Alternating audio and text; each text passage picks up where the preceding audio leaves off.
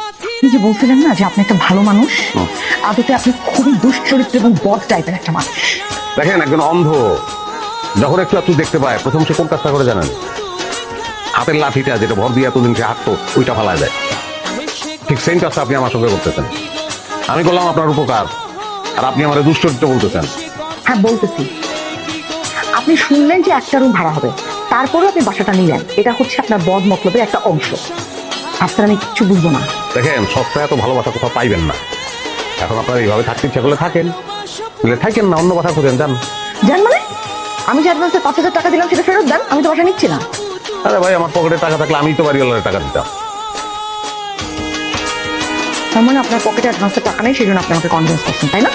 দেখেন সমস্যার কিছু নাই, লাগলে আমি ড্রয়িং রুমে থাকি। তারপরে যদি আপনার মনে হয় যে আমি গিয়ে বেডরুমে ধাক্কাধাক্কি করতে পারি, ধাক্কাধাক্কি করলেও তো উপায় নাই, বাড়িওয়ালা তো টের পাবে, তো ঢুকলে একটু করে সে থাকে। তারপরে যদি আপনার মনে হয় যে বাড়িওয়ালার ফোন করে আপনার বেডরুমে ঢুকবো, ওই রকম ভয়ঙ্কর আমি লোক, তাইলে আপনার ওই বাসা নেওয়ার দরকার নাই। সামনে মাসের প্রথম দিকে এসে আমার কাছ থেকে টাকাটা নিয়ে দেন।